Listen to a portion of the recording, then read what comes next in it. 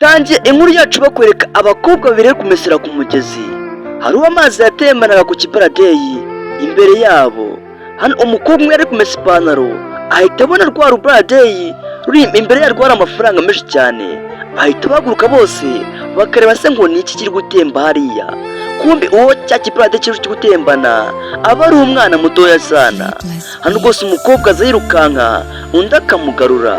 Barakwereka batangira gusiganira kujya gukiza ubuzima bw'uriya mwana.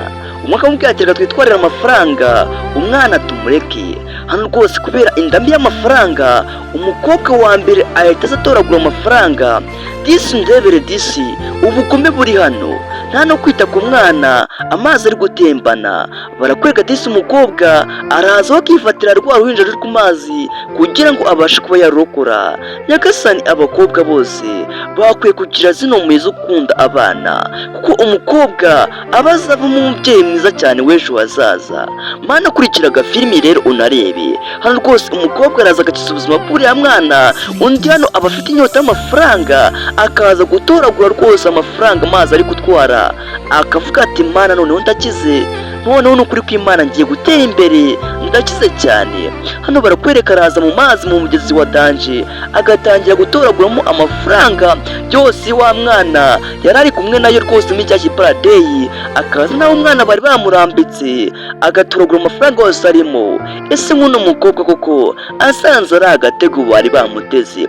Barakwereka disi wa wundi witwariye akana we araza agahita agashyira mu kigoma akagatwikira neza akagafureba kugira ngo rwose imbeho kari gafite ibashe kuba yagira.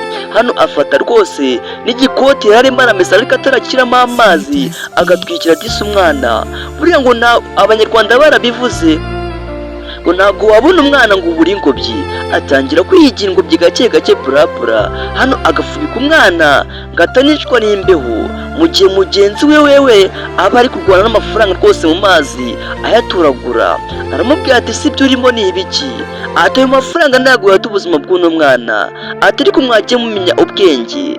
Disi akana akaba ari keza, ariko se nk'umumama rwose atinyuka guta umwana nk'aya mu mazi nk'aya ngaya, we aba yumva atekereza koko. Hano barakwereka umukobwa disi aratangira akita ku mwana, mugenzi we disi aba ari kurwana n'amafaranga mu mazi atoragura rwose nk'uri mu nzozi. Ati noneho ndahita nyira, ati rwose ntubona, ati umugisha rwose ninjye wabonekeye. Hano rwose umubyeyi we aba rwose yikwitorera akana ke ari kukarira neza, ariko ukabwira rwose ngo ihorere kibondo uri buze gukira. Hano barakwereka umukobwa disi we aba yikunda abana. Hano rwose umukobwa wundi aba yikundira ibintu. Urabona ko yafasha amafaranga akayagurana umwana hano bigaragarira amaso. Aramubwira ati si kuwa mukobwa we, ubu ngubu niyo tuba turi kumwe uruhinja ubu uretse rukagenda. Ati rwose iyo utora runo ruhinja kandi amafaranga wasanga rwari kuzakugezaho, ati ati ntacyo ndi bugwiyeho rwose, ubu uraga kuba kakashize cyane, uraga kuba kadatekereza. Ubu urabona muri nasi dusigaye tunzwe n'amafaranga, ugacugunya amafaranga ugiye gutora umwana utazi na nyirawo. Unyumviye nawe umukobwa hano amafaranga aba yaramuraruye yaramugize undi wundi. Hano barakwereka aratangira kumubwira ati reba noneho ngiye kuba umukire, ngiye kujya mu isoko ngura agakanzu keza, ngiye kujya rwose nanjye mbera nka ba Bill Gates. Arya we umukobwa abona ukize ku isi bamwita ngo iki? Munyandikiye muri comment mumbwire. Hano rwose umukobwa aratangira akamera nk'uri kumubwira rwose amucyurira ati uwo mwana watoraguye ati ntazakugeza habe na hatonya. Barakwereka umukobwa atangira kugira imisatsi ati hupureka n'iki gitambaro nyikureho ubu nakize kabaye, ati ano mafaranga rwose azangeze bwamwe. Hano bara rwose baratangira kukwereka wa mukobwa aba yitoreye akana we aragahendahenda akabwira ati horere mama. Akana gatangira kurira akamubwira ati cicika kibondo uri buze kose kubona ubutabera, kandi rwose wagize amaboko mazima, ntacyo uri buze kuba, ntacyo uri buze kumburana mukobwa mwiza rwose. Akabebe akagaterura rwose akagahendahenda. Umukobwa rwose uba ukunda umwana aba akunda rwose abana agira impuhwe. Barakwereka bava ku mugezi hano bose bakaza basanga mama wabo arimo arabashakira iki icyo kurya. Basanga mama ari kubashaka icyo kurya, wa mukobwa witoreye amafaranga araza agahamagara ati memi, ati amakuru, akaza agahita amuhobera akamuyambira ati murumuna wese umusize, kumbi uno mukobwa ni nawe mukuru, murumuna we ni wa wundi watwariye akana, undebere nawe. Atangira kumubwira ati mama we tugiye gukira, ati rwose noneho buno buzima bubi tugiye kubuvamo, ati byihorere mama, ati njye noneho ngiye gushyishaho inzara nziza, ngiye kumera neza. Agahita akuraho ipinda ry'amafaranga aba yatoraguye. Umukecuru agahita agira ubwoba ati mwana wanjye se ayo mafaranga wayakuye he? Ati mama noneho ndagura aka gakanzu k'umuhondo ka kandi nakubwiraga. Umukecuru hano biramutungura ati mwana wanjye se wicuruje, wakoze akazi k'ubusambanyi se?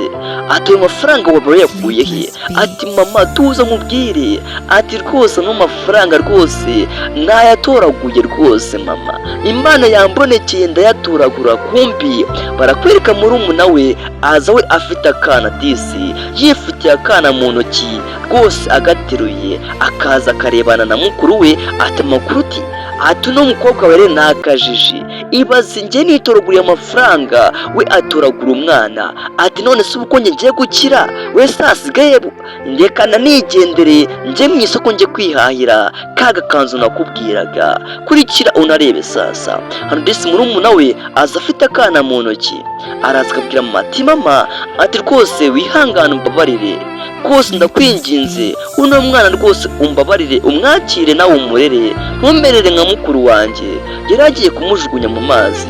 Nyumvira nawe nyagasana, ababyeyi b'iki gihe nk'umubyeyi rwose aba yatinze agata akana mu mazi aba azi ko kazabaho gute.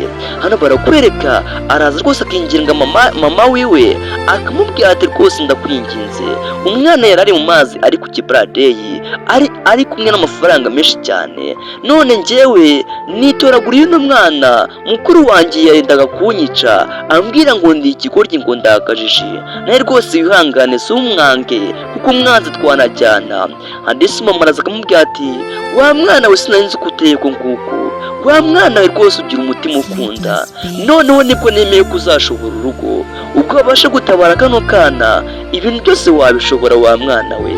Ati mama nabonaga rwose ntasigo ngurinca ngo urunguru mu mazi ngo ndurebesha amaso yanjye nkukiye amafaranga, nahise no kwitabarira uruhinja, ariko burya rwose wasanga igero uzatubera umugisha mama. Disi umubyeyi yatangira gushimira wa mukobwa watoraguye akana ati mwana wanjye urakoze, ati rwose ndagushimiye, ati kano kabondo watoye kazatubera umugisha. Disi wabona tongeye tugaragara ibyishimo. Disi umuryango wabo nta n'akana k'agahungu bafite, kandi kano kana akaba ari agahungu. Aramubwira ati wa mwana we, ati rwose uri umunyamugisha kuba waguye mu maboko y'uno mwana, atazagutunga neza. Barakwereka mukuru wa mukobwa noneho abagiye gushopinga muri shop. Hano abagiye guha kurikira agafilimi, kurikira unarebe. Araza hano akareba imyenda ati wawe, ati mana we, ati buno noneho sindi buze kwambara iki.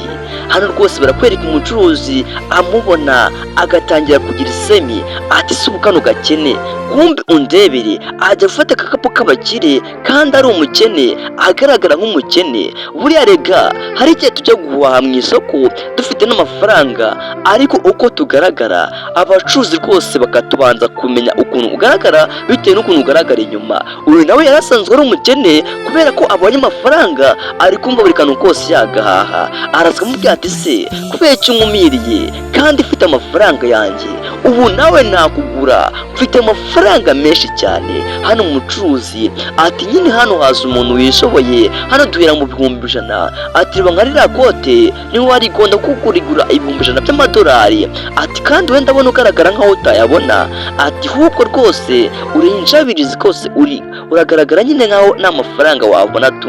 Hano rwose umucuruzi araza akamubwira nabi, akamubwira nyine amubwira ati rwose uko ugaragara imbere nta mafaranga wabona ngo waha bino bintu. Bano muri shop yacu ijyamo abasirimu, ntakijyamo abatindi nkamwe. Unyumviye nawe umucuruzi atazi gutanga customer, byibura nanazi ko ari ashobora kujya gute kuba bamutumye akaba yamuhahira, ariko kumubwira ngo nta bushobozi afite atamurebeye mu mufuka.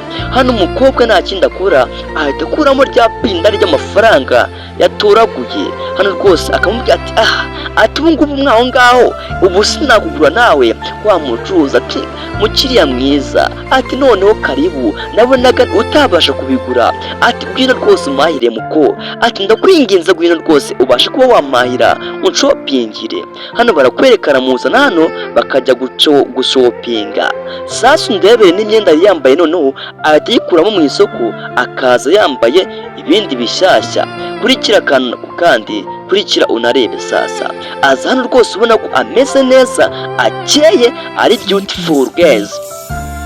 Hano barakwereka hano hari bari kumanika icyapa cya kakana batoraguye n'inda sasa afande. Hano abari kumanika icyapa k'umwana k'umuntu uzabasha gutora uriya mwana azahembwa bishimishije. Hano wa mukobwa ava gushopinga agasanga bari kumanika icyapa disa. Hano bari kuvuga ati ese buno ninde uzatora umwana wacu ko tuzamugururira, tuzamuha amafaranga menshi cyane, umuntu uzabasha kubona uriya mwana watawe rwose. Kumbi uko kuno mwana disi yaturaguye n'umukobwa disi ugira umutima ukunda. Hano barakwereka wa mukobwa yikurikiriye amafaranga aratangira ati mbega amafaranga menshi.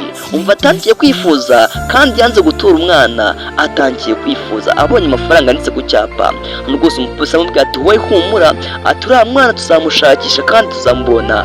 Baba bari kuganira ati rwose reka tukimanike hano, wenda hari umuntu uza agashobora kuba yabona yaramutoraguye akabishyiriza inzego z'umutekano rwose kuko byanditseho. Umukobwa araza hano ati rwose ati n'uriya mwana ndamwiba byakanga byakunda. Ahita afata cya cyapa ati wawa tuno mwana ndabizi ko mukuru wanjye yamuteruye. Barakwereka wa mukuru wiwe rwose abari hano, umumama wabo abarwayi cyangwa se abageze mu zabukuru, aba rwose ubona ko ahora yiryamye cyangwa se aba yananiwe aryamye hano. Wa mukobwa araza akegera mama wiwe akamubwira ati rwose mwana wanjye rwose ndakwinginze uzagere umutima ukunda kandi uzajye wubaha ikiremwa muntu cyose, ntuzigere rwose ukora ikosa ryo kuguranisha umuntu n'amafaranga. Hano rwose umukobwa aramubwira ati mama ati rwose nanjye umutima rwose sinawugira, njye sinabona umuntu apfa ngo nta mafaranga. Uyu mwana ni umuziranenge, ntabwo azi icyo yaba ari no kuzira. Hano rwose umubyeyi ubona ko rwose ameze nk'umuntu winaniriwe, ameze nk'umuntu rwose ufite intege nkeya cyane. Araza rwose akaganira n'umukobwa akamubwira ati mama ati ndagukunda, nkunda ukuntu ngira inama, nari nzi ko nizana kano kabondo uzakanga. Ati mwana wanjye ntabwo nakora ikosa ryo kwanga uwo mwana. Hano ndetse umukobwa aramubwira ati ihangane ubu mfatiye uno mwana, ngiye kubanza nkarabe njya muri dushi, noneho ndaje ndahita muheka. Hano rwose umubyeyi amubwira ati murambika aho ngaho nta kintu ari bube, ndaba murebana rwose, ndaba muhendahenda narira ndaza kumuhoza. Hano rwose umukobwa muzima arafata rwa ruhinja akarwambika hano agasiga rwose anarworoshe gake gake, kandi ngo agiye muri dushi kujya gute gukaraba. Kurikira unareba agafilimi kacu kari kujya imbere sasa rero. Hano rwose umubyeyi amubwira ati mwana wanjye rero genda ugire vuba, ndi kumva nameze neza. Ati rwose mama tuza ndagira vuba. Hano rwose umukecuru asigara aryamanye n'uruhinja agahita amworoza neza. Ati kibondo ati rwose wagize amaboko meza. Hano wa mukobwa arakwereka ava gushopinga yambaye neza nk'umusirimu, agasanga rwose umukecuru hano yaryamye yasinziriye aryamanye n'uruhinja. Hano kandi uno mukobwa wibuke ko hari icyapa amaze gukurura, amaze kwiya rwose asanga wa mwana neza batoraguye, arasa wa mwana bari gushaka arasa n'uwo batoraguye. Hano barakwereka aravuga ati sha ati nta mafaranga ngiye kuyatsindira, noneho ngiye kumutwara. Ati sha ndahita mba umukire. Undebe nawe umukobwa aba yimitse ikintu bita amafaranga kurusha urukundo rwa kibyeyi. Ese nk'uyu mukobwa njye mba nibaza ubu nk'uyu mukobwa yabasha gutunga urugo, yabasha gushobora koko urugo. Araza hano umukobwa akegera hano umwana yari arambitse agahita amuterura gake gake, umukecuru yasinziriye disi umukecuru atari kumwumva. Kurikira unareba agafilimi kari kugenda kagera ibukuru. hano barakwereka araza agaterura urukibondo akamubwira ati tumurasha naye ngangiye kuyatsindira, ati mukecuru ndakwemeje nyine nta kundi, kurikira agafilimi, kurikira rero unarebe sasa. Hano rwose barakwereka umukobwa hano aratangira avuga ati kibondo, ati we rwose uri amafaranga yanjye, uri ubutunzi bwanjye. Umukecuru asigaye aryamanye hano yasinziriye azi ko ari kumwe n'akana, kumbi akana umukobwa we aba amaze kubwiba akajyanye. Barakwereka asohoka igipangu, hano hari umukobwa uhita uza, ariko uno mukobwa aba ari umukozi wangaha, aba akora rwose muri runo rugo. Araza akabwira wa mukobwa ati se uwo mwana umujyanye he? Ati ndakubaza, ati uwo mwana ko mbona umujyanye hehe? Ati rwose uyu mwana rero kiyahurire ngiye kumugurira amata. Ati ati ntacyo bitwaye, ati nari ndimo ndibaza nyine ahantu waba umujyanye ngo ni hehe. Ndetse no mu mama abakura muri runo rugo araza akabanza akabaza uno mukobwa, ese ko nta mwana nari nzi ko ufite, uyu mwana wamukuye he? Akamubeshya ko yamutoraguye.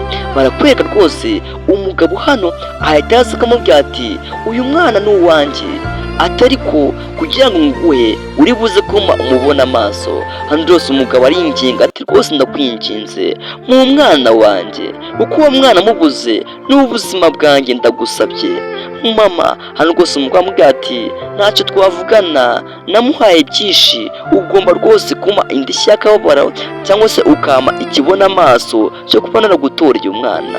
Hano rwose umubyeyi akamubwira ati ndakwinginze basi mume mufate mu biganza byanjye ndi buguye icyo ushaka cyose. Ati hoya ntabwo namuguha utarabanza kumubona amaso, urabanza ume rwose amafaranga miliyoni 10.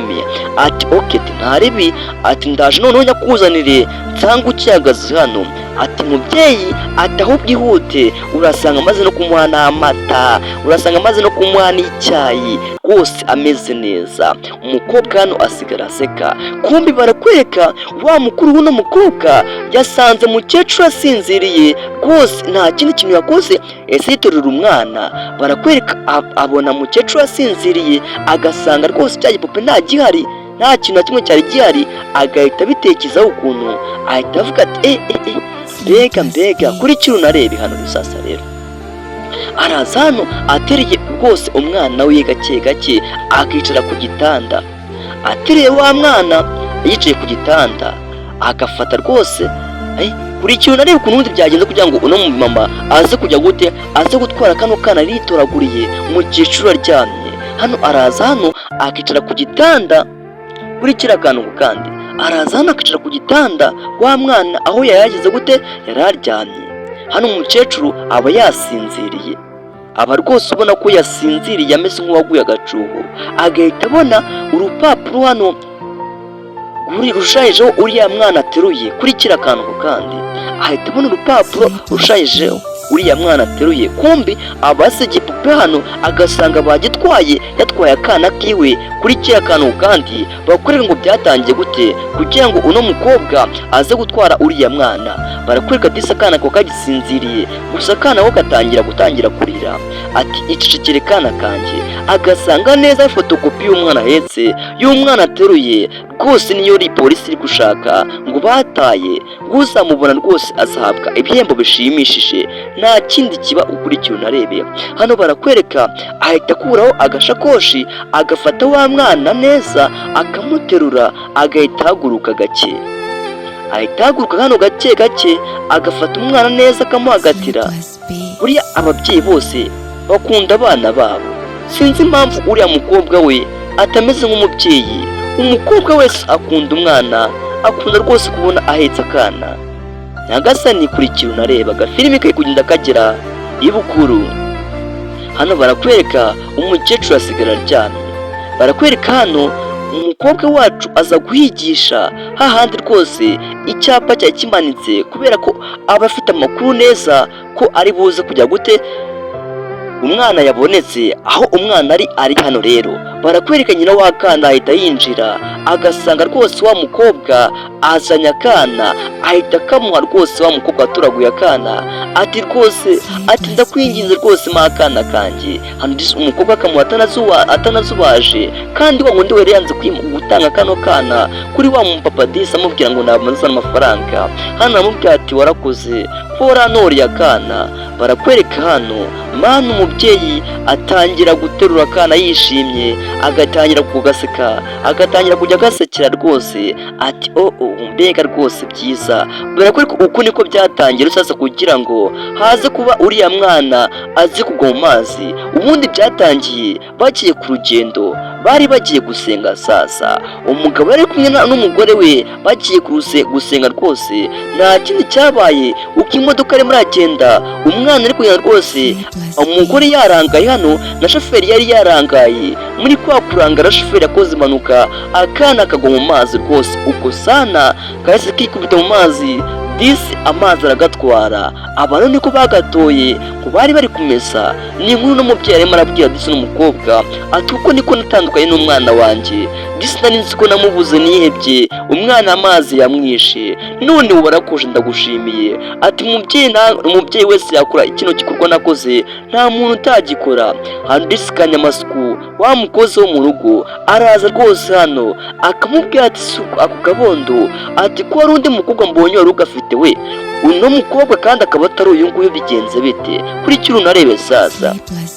Haramubwira ati cyewe uwo mukobwa yari agatiye akandi kabondo, ati rwose humura ntago ari we yari afite, ntago ari we, uwo mwana ninjye wamutoraguye rwose, mbonye basa neza. Ati rwose uwo nguwo uri kuvuga ntabwo ari we, kuko uyu nguyu rwose niwe rwose, urabona ko ni ku ifoto basa.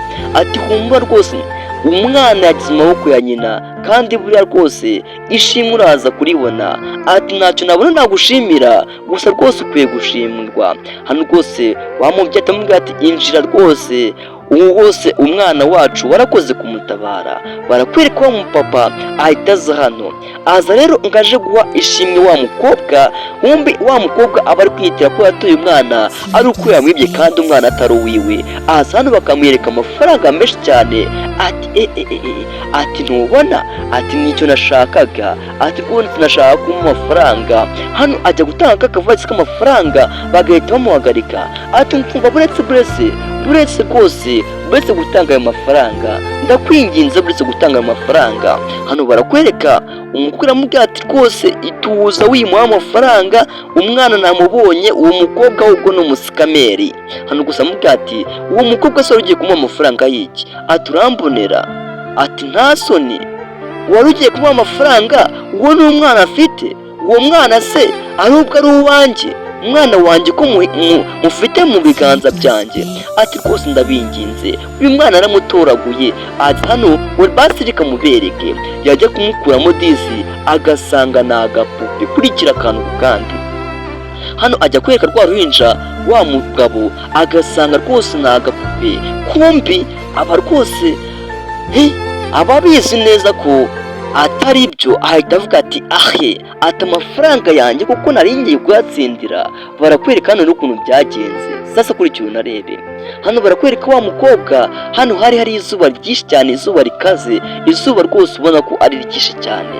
Umukobwa wacu umwe yakijije akana, aza hano hari izuba cyane ryinshi, ubona nyine ko ryamubujije gukora ikintu na kimwe. Akaza rwose akavuga ati mbega izuba we, mbega izuba mana nyagasani. Ati reka nsubire mu nzu. Hano mu gusubira mu nzu hano asanga umukecuru yasinziriye, asanga rwose umukecuru yagize gute, yasinziriye sana kwa tana. Asanga rwose umukecuru hano yasinziriye, purapura yiturije, yasinziriye rwose. Akaza akegera hano hamwe baba barambitse akana, akaza agakomanga umukecuru. Muri kwa komanga umukecuru ntago amwumva. Umukecuru wacu ntago yumva rwose kuba ari kumukomanga, aramukomanga ariko umukecuru we ntabyumve, aba yisinziriye cyane ku byo atari buze kumwumva. Hano umukobwa araza agafata umwana yari yarambitse hano, akamufata gake gake ngo arebe ko umukecuru aba ari kumwumva, ariko umukecuru we ntabyumve ko aba yaguye agacuho. Hano rwose umukobwa aterura umwana gake gake, purapura. umukecuru aba akisinziriye atazi ngo iki kiri kuba. hano umukobwa araza agaterura umwana buhoro buhoro akamukura ku gitanda, umukecuru we ntanabyumve. disi hano ahita afata isume yari yamuryamitsemo akayimukuramo gake gake. ati mbega umukecuru, ati uzi ko baza bakatwara n'uno mwana atabyumvise kandi nari namwizeye mumusigiye. kurikira unarebe sasa. hano rwose nta kindi kiba, araza isume yarayisetsemo umwana yari yamuryamitsemo rwose akongera akayirambika hano. muri kwa kuyirambika hano ahita avuga ati reka noneho nkwereke ukuntu ngiye kubigenza kugira ngo rwose nze gusuzuma uno mukecuru ese n'iki kiri bube, ese nze kureba ko basi ari buze kumenya ko umwana kimuryamye iruhande. rwose afata ipupe hano y'umwana rwose ubona ko ari agahinja keza, akakarambika muri ya nsume yari yaryamitsemo wa mwana, agahita anamworosa yiturije yikomereje rwose. mwibutse ko rwose bari kukwereka ukuntu byagenze kugira ngo rwose uno mubyeyi aze kurokora uriya mwana wiwe, wa mumama rwose aje kumutora atware kano gapupe. nuko byari byagenze, ubundi barimo barakurikiza ukuntu byagenze kugira ngo uno mubyeyi acungure kano kana ataza kumugurishamo amafaranga kandi yari yamwitoraguye mu mazi.